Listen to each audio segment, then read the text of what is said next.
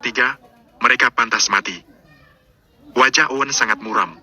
Dia juga ingin menyelamatkan Gavin. Jika Edgar membawa Gavin pergi, Gavin akan dibawa ke pengadilan militer. Pada saat itu, Gavin akan bernasib buruk sepanjang sisa hidupnya. Tuan, kamu tidak perlu membawanya pergi, kan? Lagi pula, kami sudah membebaskan orang yang kamu minta. Owen menghampiri Edgar dan berusaha untuk membujuknya. Tiba-tiba, Edgar menampar Owen. Saking kuatnya tamparan itu, Owen sampai merasa pusing. Edgar berteriak dengan kejam. Memangnya kamu itu siapa? Berani-beraninya mengaturku? Aku harus membawanya pergi hari ini. Kalau kamu tidak setuju, cari aku kapan saja. Edgar sama sekali tidak memedulikan perkataan Owen. Meskipun marah, Owen tidak berani membalas. Dia berdiri di kejauhan dan tidak berani memohon lagi. Di saat yang sama, William sudah berjalan ke arah Gavin. Saat William mendekat, dia melihat seorang tentara menekan Gavin hingga dia berlutut. Gavin kehabisan napas dan tampak sangat sengsara. William, tidak, Tuan Hank, aku bersalah. Jangan tangkap aku. Aku minta maaf. Tolonglah ampuni aku. Aku berjanji tidak akan melakukannya lagi. Wajah Gavin memucat. Dia mulai memohon belas kasihan pada William. William mencibir. Kemana sikap sombongmu barusan? Bukankah tadi kamu dengan sombongnya mengatakan bahwa kamu akan membunuhku? William bertanya dengan dingin. Tuan Hank, tolong ampuni aku. Aku harus menghidupi keluargaku. Bagaimana kalau sesuatu terjadi kepadaku? Gavin sengaja terlihat menyedihkan. William mencibir dan berkata, ketika kamu menjebak atau menembak orang lain, apa kamu pernah berpikir apa mereka memiliki keluarga untuk dihidupi? Setelah mendengar pertanyaan William, wajah Gavin menjadi makin pucat. Dia sangat ketakutan. Dia kemudian berkata, Tuan Hank, bukan aku yang ingin berurusan denganmu. Bradley yang memerintahkanku untuk melakukan ini. Kamu bisa berurusan dengannya. Kumohon, ampunilah aku. Tatapan William makin tidak bersahabat. Dia berpikir, sudah kuduga, Gavin disuap oleh Jerry dan Bradley. William berdiri dan keluar bersama Jacob dari kantor polisi itu. Edgar buru-buru mengikuti mereka dari belakang. Edgar menyusul William. William? William berhenti dan berbalik menatap Edgar. Apalagi? Tanya William. Setelah hening sejenak, Edgar berkata, William, aku tahu kamu masih merasakan kebencian. Akan tetapi, ayahmu juga kesulitan. William tidak ingin terlalu banyak membicarakan masalah ini. Dia berkata, ya, aku mengerti. Omong-omong, terima kasih untuk hari ini. William berpikir, berkat Edgar, aku bisa selamat. Kalau tidak, aku mungkin tidak akan bisa keluar dari sana hari ini. Sekalipun aku bisa keluar, akan ada banyak masalah. Edgar menjawab, kamu adalah anak Tuan Hank. Aku harus melindungimu. Edgar menggeleng. Setelah mengatakan itu, sesuatu terlintas dalam benaknya. Dia melanjutkan, apa yang harus kita lakukan dengan keluarga Houston? William mengerutkan kening. Tatapan matanya menyeratkan hasrat membunuh yang kuat. William mendongak dan menatap Edgar. Menurutmu, apa yang harus kita lakukan? Edgar sedikit menyipitkan matanya. Tatapannya syarat akan hasrat membunuh. Dia berkata, jangan khawatir. Aku akan membantumu menangani masalah ini. Di sebuah rumah sakit pribadi, operasi Jerry baru saja selesai. Dia didorong ke ICU, kaki dan tangannya patah. Dia benar-benar cacat sekarang. Ayah, aku tidak bisa menerima keadaan ini. Sekarang, aku sudah menjadi pecundang. Ini semua karena William. Aku ingin membunuhnya. Kamu harus membantuku membunuhnya. Jerry berteriak kepada Bradley. Bradley tidak bisa menahan kesedihannya saat dia melihat keadaan Jerry yang menyedihkan. Jerry, jangan khawatir. Aku baru saja menelpon Tuan Conway. Sekarang, William sudah ditangkap. Aku memberi Tuan Conway 23 miliar rupiah. Harga itu cukup untuk membunuh William. Tidak lama lagi, kita bisa melihat mayat William. Bradley sangat ingin membunuh William. Setelah mendengar berita ini, suasana hati Jerry pun membaik. Saat itu, terdengar suara ketukan dari luar pintu. Ada yang mengetuk pintu. Masuk! Bradley mengira itu adalah perawat. Jadi, Bradley langsung menjawabnya. Pintu dibuka. Orang yang mengetuk pintu bukanlah perawat, melainkan beberapa pria berseragam hitam. Ada lencana aneh di dada mereka. Ekspresi Bradley berubah ketika dia melihat orang-orang ini. Dia berkata dengan suara pelan. Siapa kalian? Orang-orang itu tidak mengucapkan sepatah kata pun.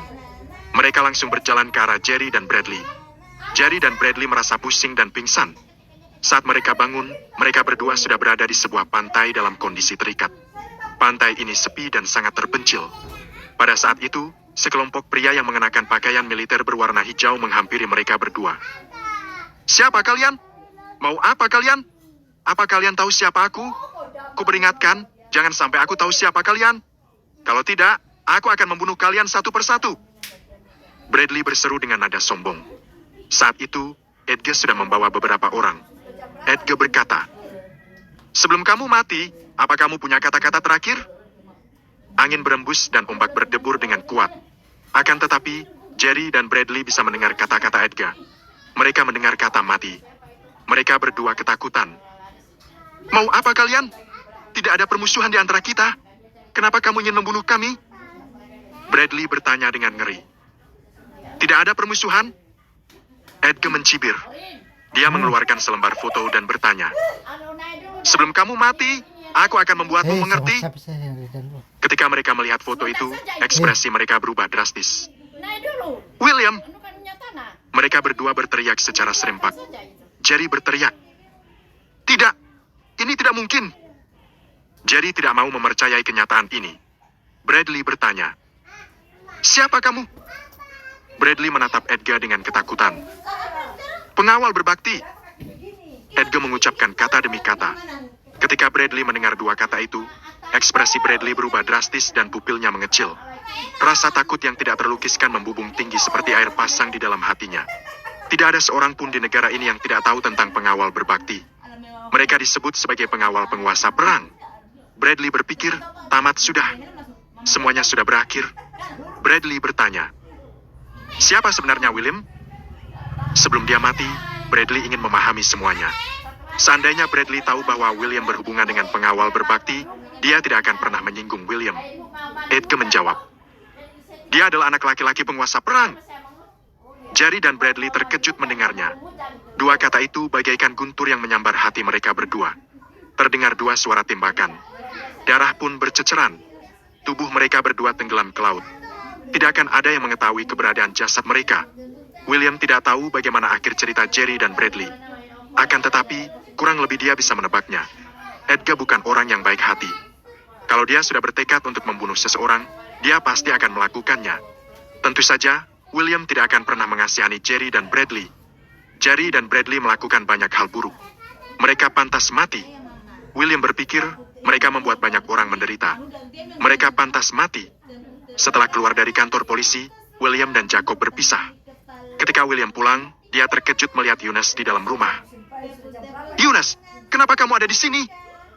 William bertanya dengan kaget. Bab 64, mengunjungi rumahnya. William terkejut melihat Yunus.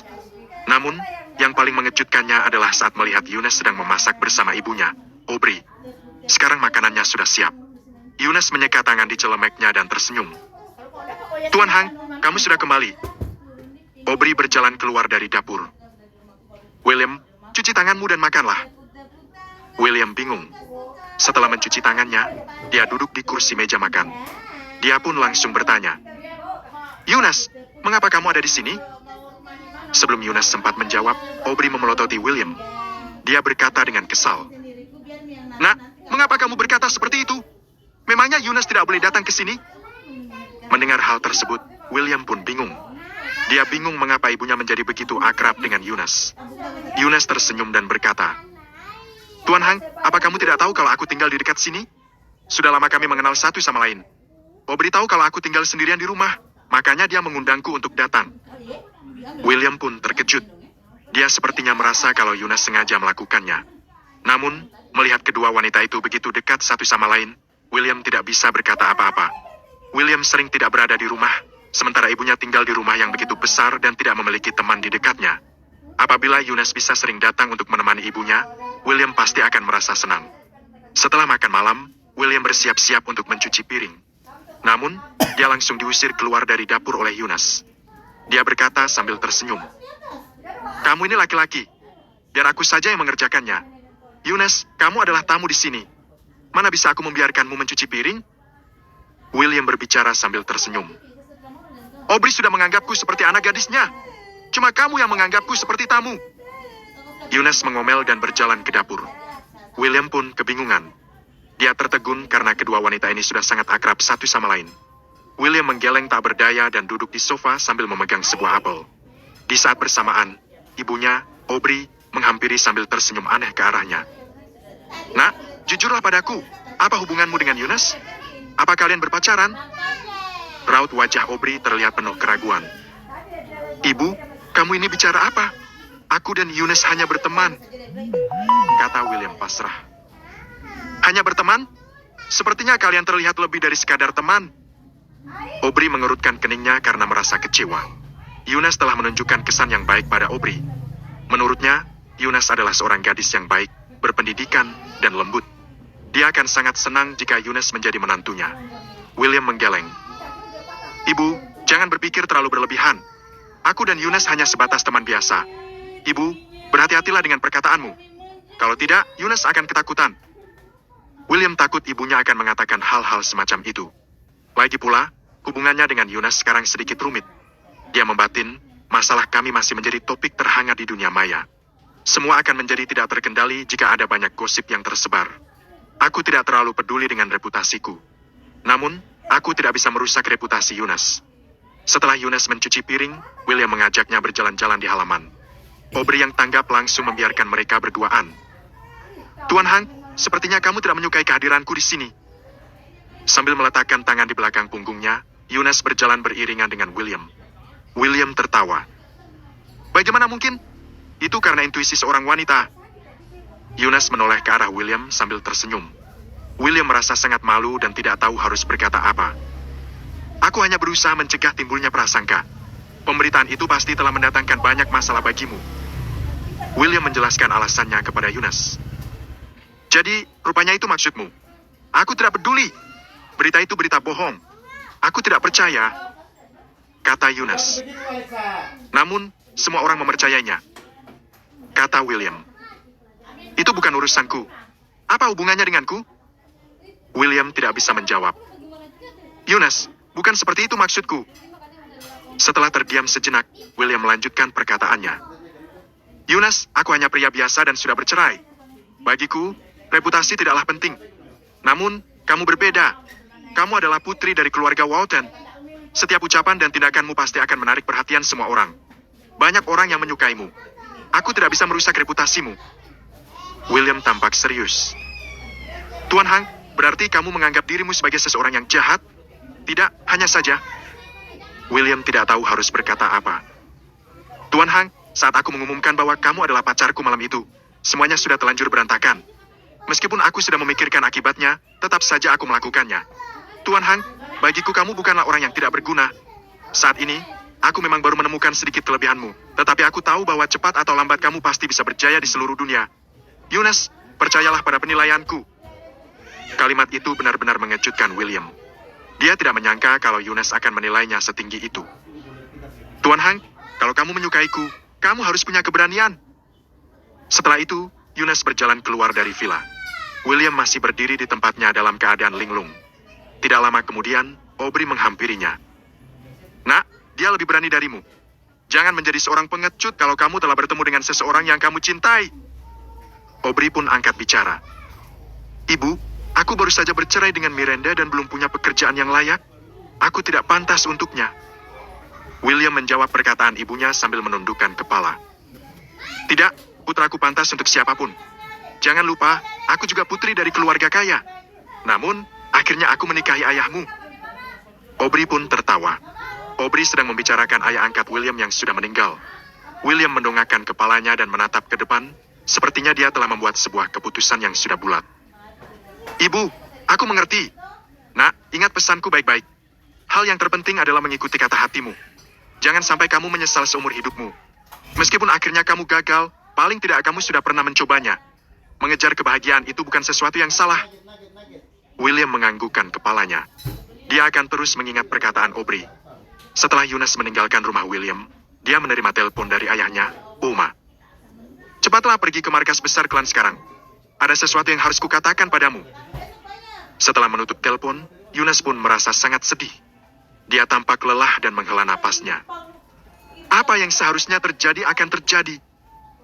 Dia masih belum siap. Beberapa saat kemudian, sebuah mobil berhenti di depannya. Nona Walton, silakan masuk ke mobil. Seluruh keluarga sedang menunggumu. Seorang pria berjalan keluar dan berbicara kepada Yunas dengan penuh hormat. Wajah Yunas menjadi pucat. Dia mengangguk dan akhirnya masuk ke mobil. Suara mesin mobil yang pun itu menderu. Mobil itu melaju meninggalkan taman tubir bengau.